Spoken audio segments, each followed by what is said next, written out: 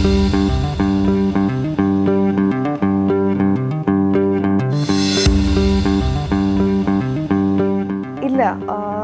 ഒരിക്കലും അല്ല, അങ്ങനെയല്ല. അങ്ങനെയാണെങ്കിൽ ഞാനിപ്പോൾ തമിഴിൽ നിന്ന് ഓഫർ വന്നപ്പം പണത്തിന് മാത്രം പുറകെ പോകുമായിരുന്നെങ്കിൽ എനിക്കിപ്പോൾ അതൊക്കെ എടുത്ത് ചെയ്യാമായിരുന്നു. ഒരിക്കലും അങ്ങനെയല്ല. പിന്നെ ഈ പറഞ്ഞ പോലെ എനിക്ക് അറിയില്ല, ഞാൻ 6 വർഷം വരെ ഇതിൽ സ്റ്റിക്ക് ചെയ്യണമെന്ന് ഞാൻ ഇതുവരെ ഡിസൈഡ് ചെയ്തിട്ടില്ല. ഞാൻ വേണമെങ്കിൽ ചിലപ്പോൾ ഒരു നെക്സ്റ്റ് ഇയറും കൂടെ, കാരണം എനിക്ക് വേറെ കുറച്ച് പ്ലാൻസും കാര്യങ്ങളൊക്കെ എൻ്റെ പേഴ്സണൽ ലൈഫിലുണ്ട്. അപ്പോൾ അതുകൊണ്ട് ഞാൻ ഈ പറഞ്ഞ എല്ലാവരും ചെയ്യുന്ന പോലെ 5-6 ഇയേഴ്സ് ആക്ട് ചെയ്യുക, അപ്പോൾ അങ്ങനെ അതൊക്കെ ഒരു വലിയ ഭാഗ്യമാണ് ആക്ച്വലി. വേറൊരു വശത്തിൽ പറഞ്ഞാൽ വലിയൊരു ഭാഗ്യമല്ലേ, എത്രയോ 10 വർഷം കണ്ടിന്യൂസ് നിൽക്കാൻ പറ്റുക എന്നൊക്കെ പറയുന്നത് വലിയൊരു ഭാഗ്യമാണ്. പക്ഷേ ഞാൻ അങ്ങനെയൊന്നും ആലോചിച്ചിട്ടില്ല. ഞാൻ ഇതുവരെ ഇനി ഇത്ര വർഷം നിൽക്കാമെന്ന് ഞാൻ ആലോചിച്ചിട്ടില്ല. എന്തായാലും ഉണ്ടാവില്ല അത്രയും വർഷം നിൽക്കാനുള്ള, കാരണം വെച്ചാൽ വേറെ കുറേ കാര്യങ്ങളും വേറെ കുറച്ച് സ്റ്റഡീസും കാര്യങ്ങളൊക്കെ ആയിട്ട് പോകാനുള്ള പ്ലാനിങ്ങിലാണ്. അപ്പോൾ അതുകൊണ്ട് തന്നെ അങ്ങനെ ഒരുപാട് നാൾ നിൽക്കാനായിട്ടുള്ളൊരു പ്ലാനിങ് ഇല്ല. ഇവിടെ ഒരുപാട് ടാലൻ്റുള്ള നായകന്മാരുണ്ട്. അതുകൊണ്ടാണല്ലോ അവരിപ്പോഴും ആ ഒരു പൊസിഷനിൽ ഇങ്ങനെ നിൽക്കുന്നത്. ഇല്ലെങ്കിൽ അവരിങ്ങോട്ട് വരിക പോലും ഇല്ലല്ലോ. ഒരുപാട് പേരുണ്ട്, ടാലൻ്റുള്ള ഒരുപാട് പേരുണ്ട്. പിന്നെ ഈ പറഞ്ഞ പോലെ നല്ല ആളുകളെ വേറെ ഇൻഡസ്ട്രിയിൽ നിന്ന് വന്ന് അവർ കൊണ്ടുപോകുന്നുണ്ട്.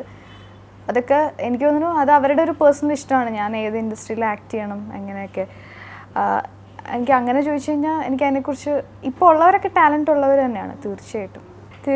ഞാനിപ്പോൾ സുഗീതൻ്റെ 3rd മൂവി ഒന്നും മിണ്ടാതെന്നുള്ള മൂവിയിൽ ഗസ്റ്റ് അപ്പിയറൻസ് ചെയ്യുന്നുണ്ട്.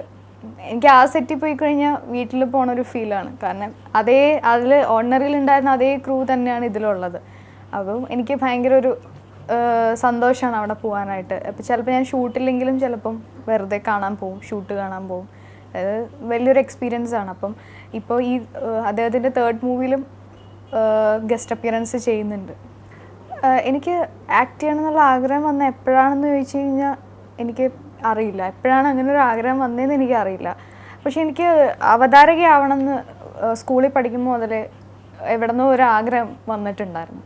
അപ്പോൾ അതിൻ്റെ ബേസിലാണ് ഞാൻ ആങ്കറായിട്ട് പോയത്. പിന്നെ എനിക്ക് തോന്നുന്നു അവിടെ അപ്പോഴാണ് ഞാൻ ഈ മീഡിയയുമായിട്ടൊരു കണക്ഷൻ വരുന്നത് എനിക്ക്.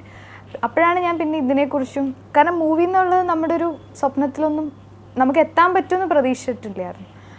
അപ്പോൾ ഈ മീഡിയയിൽ വന്നതിന് ശേഷമാണ് പലരും പറഞ്ഞ് കേട്ടതും ഇങ്ങനെ നമ്മൾ ഈ ഒരു ഇൻഡസ്ട്രിയെക്കുറിച്ച് കൂടുതൽ അറിയുന്നതും. അപ്പോൾ എപ്പോഴോ വന്ന ഒരു ആഗ്രഹമാണ്. അതുകൊണ്ടാണ് ഓഡിഷന് വിളിച്ചപ്പോൾ തന്നെ ഞാൻ ഓടിപ്പോയത്. എൻ്റെ ഇപ്പം എന്താ പറയുക, എല്ലാവരും പറയുന്ന പോലെ തന്നെ ഞാനും ഈ ഇൻ്റർവ്യൂസിൽ നമ്മുടെ സീനിയേഴ്സൊക്കെ പറയുന്നത് ശ്രദ്ധിക്കാറുണ്ട് ഈ ഒരു ടോപ്പിക്കിനെ കുറിച്ച്. എല്ലാ കാലത്തിലും പുതിയ പുതിയ ട്രെൻഡുകൾ വന്നിട്ടുണ്ട്. അപ്പോൾ ഇപ്പോഴും അങ്ങനെ ഒരു മാറ്റത്തിൻ്റെ ഒരു ടൈം, വേറൊരു മാറ്റത്തിൻ്റെ ടൈമാണ്. പക്ഷെ ഇപ്പം മാത്രം അതിനെ ന്യൂ ജനറേഷൻ എന്ന് എല്ലാവരും വിളിക്കണമെന്നുള്ളൂ. ഇപ്പോഴും അങ്ങനെ ഒരു ടൈമാണ്.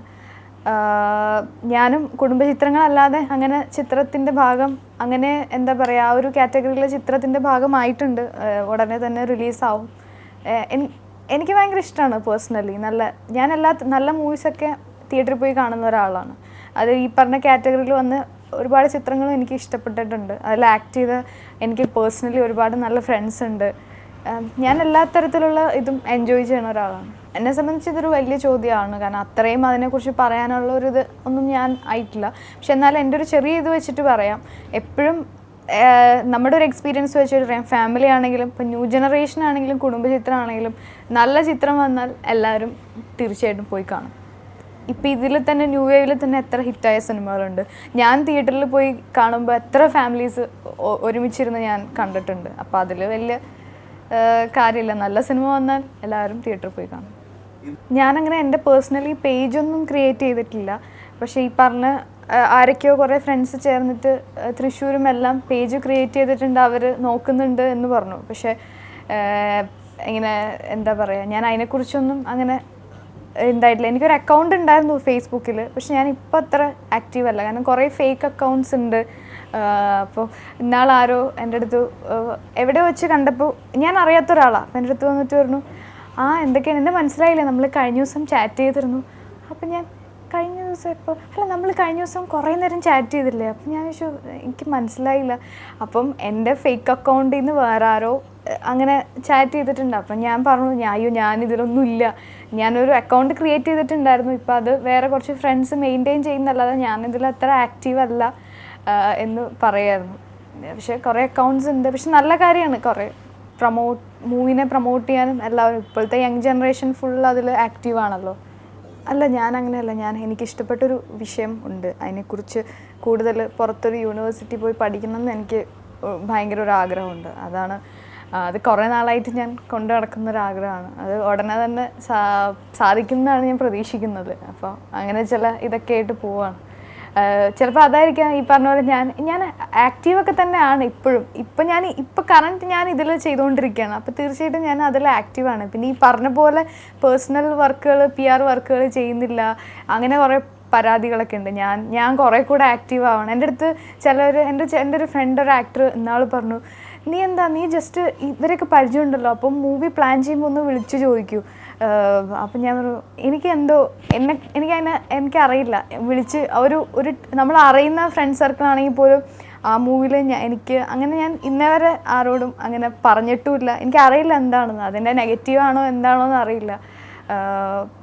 ഈ വന്ന മൂവീസൊക്കെ തന്നെ എന്നെ ഓർഡിനറിയിൽ കണ്ടിട്ട് അന്വേഷിച്ച് വന്ന മൂവീസാണ്. അപ്പം ഇനിയും അങ്ങനെ തന്നെയാണ്. ഇനിയിപ്പോൾ ഉള്ള ടൈമിൽ ഞാൻ ഇങ്ങനെ തന്നെ പോകാൻ തന്നെയാണ് ആഗ്രഹിക്കുന്നത്. ബാക്കി പറഞ്ഞ പോലെ കാണാം.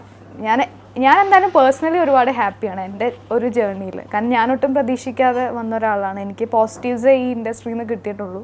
ഞാൻ അതിലെല്ലാം ഹാപ്പിയാണ്. ഇനി അവിടെ നിന്ന് അങ്ങോട്ടുള്ളത് ഇതിനെക്കുറിച്ച് ഞാനിപ്പോൾ ഒന്നും പറയുന്നില്ല, വഴിയെ കാണാം.